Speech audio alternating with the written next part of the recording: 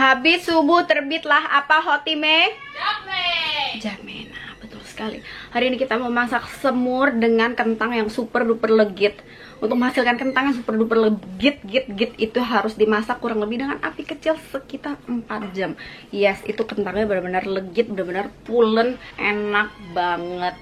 Soalnya besok malam takbiran. Langsung aja ke boom to the boo. Ada 8 daun salam, 12 daun jeruk, 20 bawang putih, setengah bawang bombay, 2 tomat, ada 18 bawang merah, ada 2 batang serai. Ini serainya tuh sengaja semuanya tuh meme blender. Soalnya sayang serai tuh kalau dibuang-buang gitu ya. Bagus, sehat, badan jadi hangat ya. Terus ada 4 ruas lengkoas. Ini udah meme blender. Jahe pakai 2 ruas ya. Udah meme blender juga ya. Gak lupa ada kemiri, 7 buah kemiri. Ya, kita mau bikin semur yang enak, mantep cucu. Sekarang mau ini ya, blender harus semua bumbu-bumbu ini pakai biasa minyak kelapa Raka and Lilac ya. Ini minyak goreng kelapa alami murni, bukan kelapa sawit loh ya. Ini minyak kelapa, kelapanya non GMO, non bleachingan. Semua bawang-bawang di blender di sini. Oke, nyalain ini panci tuh, Camex ya. Itu dia semacam presto tapi di bawahnya presto, sedikit lebih lama dibanding presto. Jadi kalau mau masak apa-apa pakai ini lebih cepat, kita jadi lebih hemat gas. Belinya di mana? Camex slow pressure cooker, belinya di Shopee makaroni anjay. Sama kayak Raka and Lilac, belinya di Shopee makaroni anjay. Sutil juga sama, beli di makaroni anjay. Ini mau numis-numis bumbu kerasnya dulu ya, kayak lengkoas, jahe itu ditumis di awal. Tadi jahe habis di blender itu sedikit diperes biar airnya keluar, biar nggak pahit. Kalau nggak pahit, ini sebaiknya kita masak hari ini banyak banget, ada masak rendang segala macem. Soalnya besok malam takbiran, Cok Butet. Wangi banget, wangi kelapa. Kalau kalian merasa minyaknya kurang tinggal tambahin. Kan kita di rumah tuh masak-masak nggak pakai santan ya. Kita pakainya almond milk, terus jadi kayak kurang wangi kelapa kan, nggak masalah.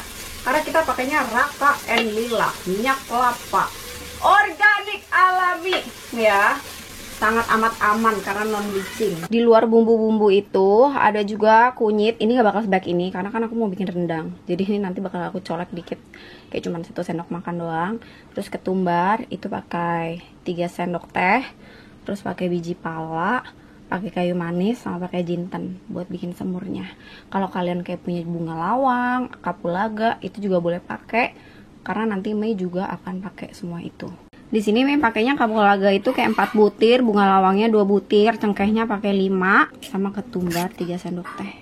Sekarang kita masukin serai. Ini sayangnya kalau bumbu-bumbu kayak gini kayak cuman digeprek terus ditumis. Soalnya bakalan dibuang, nggak kemakan. Sedangkan ini bagus banget ya buat badan ya, sehat banget nih. Apa, menghangatkan tubuh, imun, meningkatkan imunitas. Jadi ini biar kemakan, bagus ini. Nah ini yang kayak kapulaga dan kawan-kawannya itu ya. Ini apinya kecil aja, santai aja. Kalau masaknya pakai api gede kan dia cepat matang, minyaknya nggak wangi. Kalau pakai api paling kecil, lama matangnya, minyaknya wangi banget. Ini kalau nggak pakai gini-ginian beda banget ya rasanya ya. Karena rempah-rempah Indonesia tuh the best. Kalau kita suka wangi ketumbar ya keluarga ini. Jadi pakai ketumbar, terus bubuk cabai, penting banget.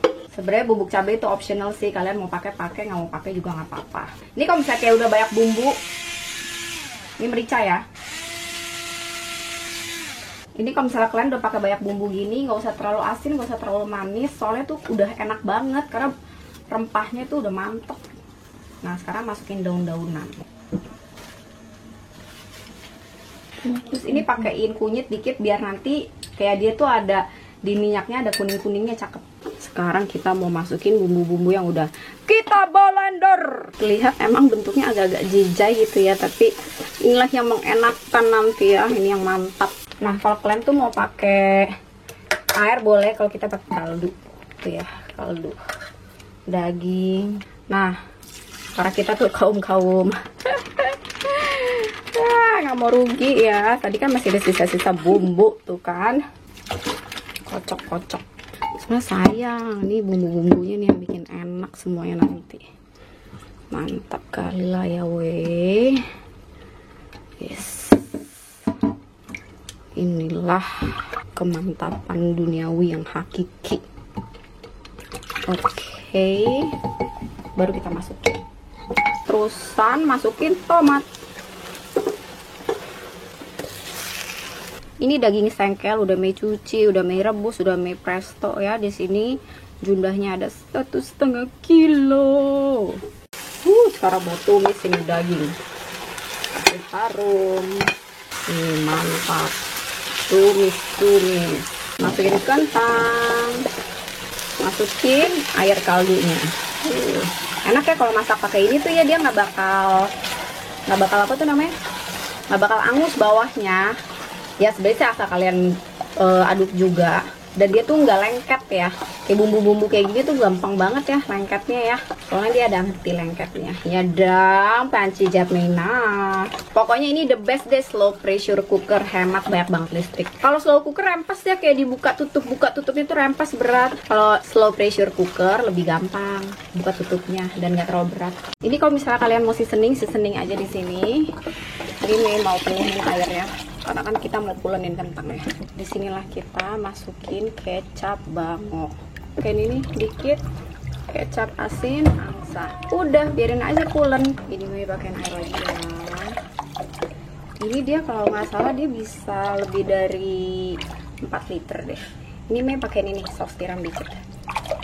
Oke, sekarang saatnya kita tutup. Terus ini begini. Udah dia langsung slow pressure cooker. Ini lebih cepat. Biasanya Mei masak ini sampai pulen itu 6 jam, kalau pakai ini 4 jam udah beres. Progres. Setelah 2 jam airnya reduce. Tutup lagi. 2,5 jam berlalu. Mantap kakak, udah lebih kental. Lanjut terus.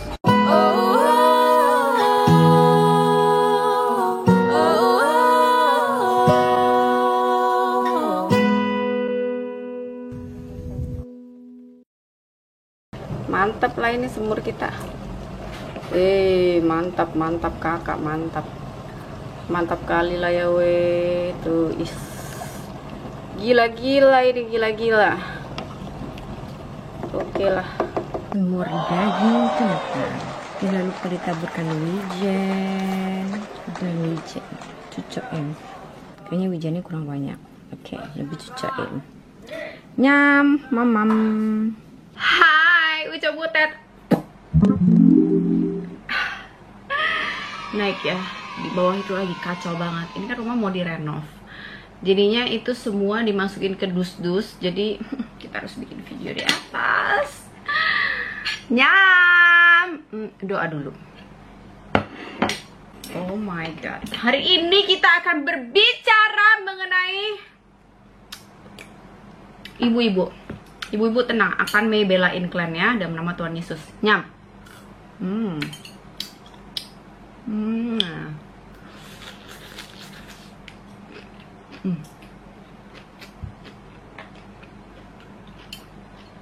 Ini kentangnya enak banget, legit banget. Kayak dimasaknya benar-benar harus sama kalau kentang legit gini.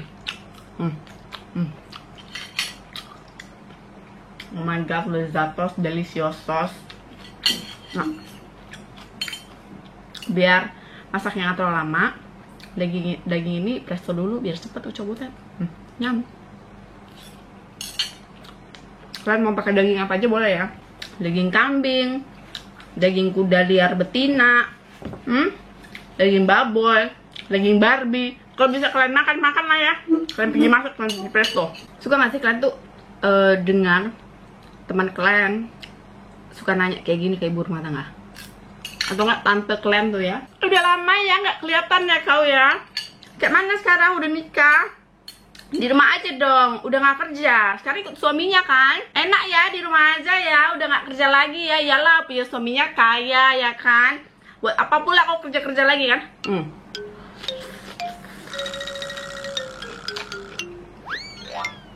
Gak tau kali mulut gue ini kalau denger tante-tante ngomong kayak gitu kan, rasanya pengen kulalap gitu, pengen kulahap ya.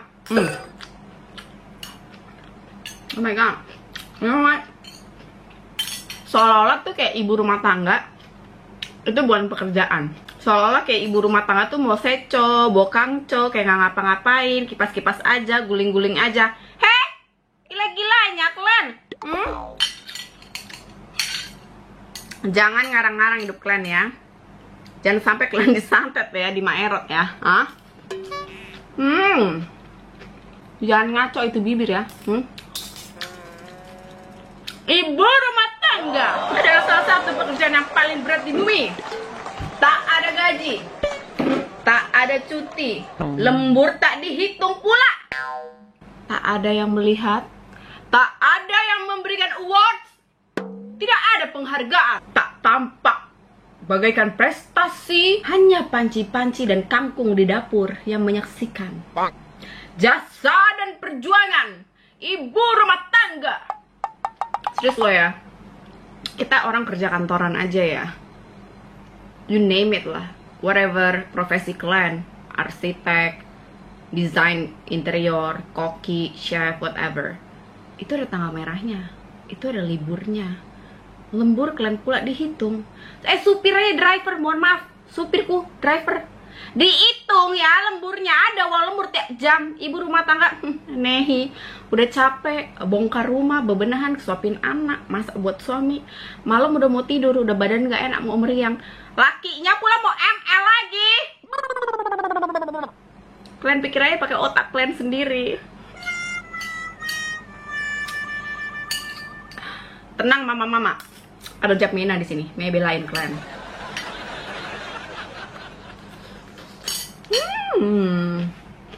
Sorry ya, lap dulu. Ibu rumah tangga tuh kerja tuh kayak nggak ada waktu ya. Tiba-tiba jam 3 pagi mendadak anaknya demam, mesti kompresin. Habis itu anak yang lebih gede lagi mau zoom jam 8 pagi, harus bangunin, harus mandiin, lalalala, do re mi fa sol la si do. And then siapin breakfast. Suaminya harus kerja. Oh my god. Jangan dipikir kayak perempuan gak kerja di rumah jadi ibu rumah tangga terus nggak ngapa-ngapain, kayak cuman minum wine, ngerol rambut, pasang kutex, pala kau udah tato, mana ada. Oh my god, ibu rumah tangga tuh ya kalau di rumah tuh ada aja nih kerjain, nggak selesai-selesai tuh ya. Malahan kalau kalian tanggal merah udah bisa istirahat, mama kalau tanggal merah anaknya semua di rumah, suaminya di rumah, nggak diistirahatnya itu, malah makin menjadi-jadi pekerjaannya. Serius, aku nggak bohong kali. Ada aja mereka kerja itu, ada aja mereka ada aja masak lah, nyiapin inilah, nyiapin itulah, karena anak-anak bakal di rumah seharian, suaminya akan di rumah seharian. Semua dikasih vakum sama mereka biar anak-anaknya itu nggak ada yang alergi atau apa, kena debu segala macem kan. Jangan sampai mulutku legit ya kayak kentang ini ya. Gila kali kalian.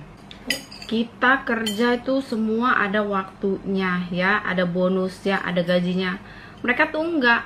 Bahkan orang tuh tiap tahun kerja di kantor aja naik gaji sesuai dengan inflasi. Mama rumah tangga mana ada naik gaji. Kalian pikir kalau uang belanja pun habis, mau minta sama suami deg-degan, gak enak. Padahal mereka belanja juga buat suami juga, buat anak juga, ya kan? Sudahlah. Kalian tuh nggak tega sama ibu-ibu rumah tangga yang dinyinyirin, kesian. Beban tau jadi ibu-ibu, sumpah beban. Semua harus bisa jadi sinse, harus bisa jadi dokter. Mohon maaf ya, harus bisa jadi lonte, harus bisa jadi chef, jadi guru. Emang pernah popo kita, opung kita pas kita kecil, persiapkan dirimu agar kamu bisa mengajari anak suatu saat nanti, karena di tahun 2020 ya akan ada pandemi. Jadi kamu harus menjadi guru di rumah. No one, nggak ada yang kasih tau kita kalau di tahun 2020, 2021 kamu harus menjadi guru karena pandemi ya. Segala perintilan sekecil pentil ban pun mereka kerjain ya. Gagang pintu nggak bener, ujung kloset karatan,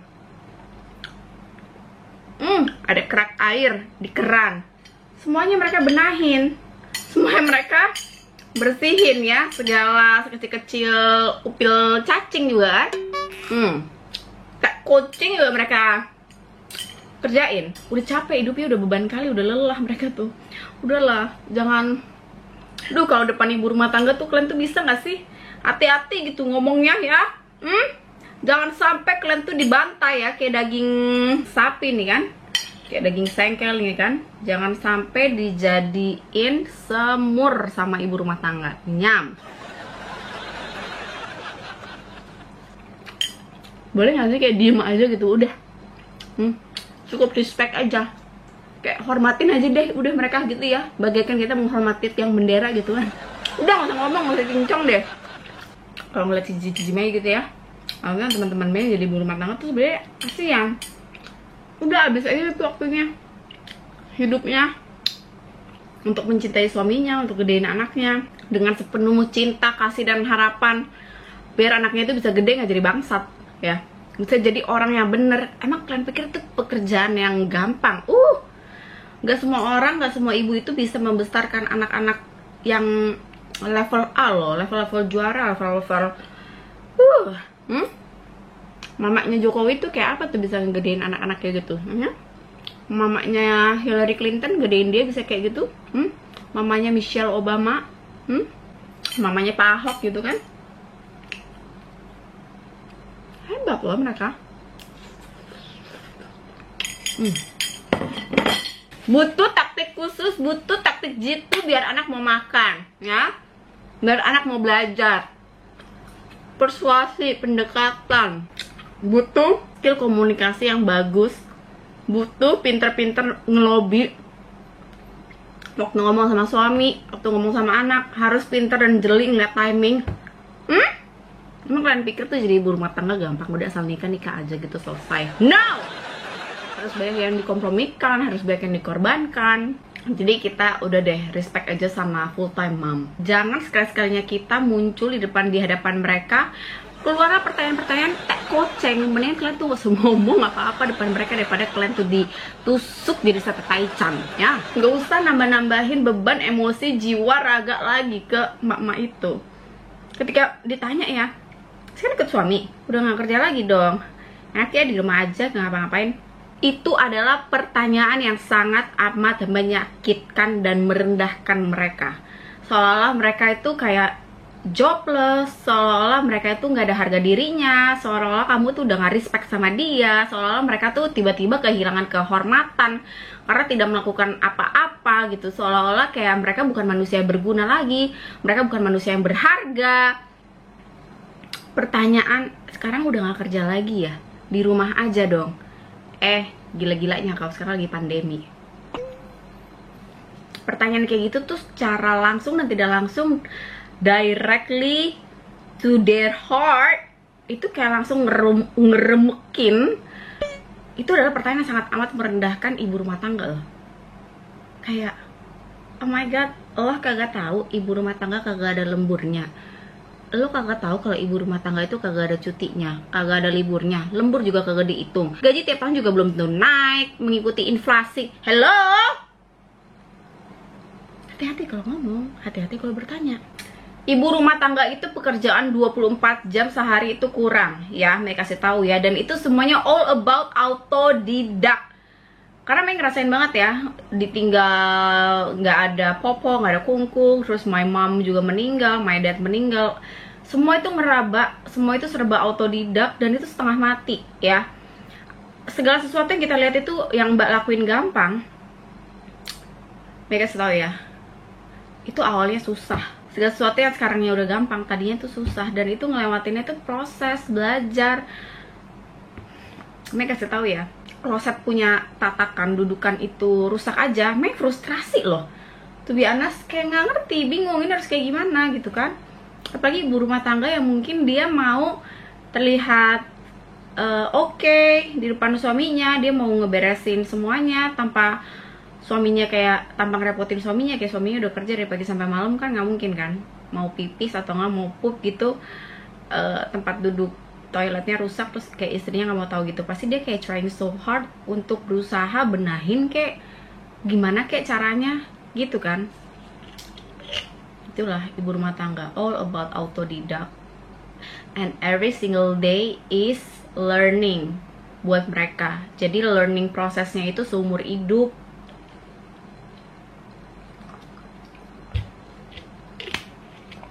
Tadi kan Mei udah bilang ya, dan kalian tuh harus ingat, ibu rumah tangga itu detail ya, detail banget sampai inil-inil sekecil pentil ban pun diurus sama mereka ya.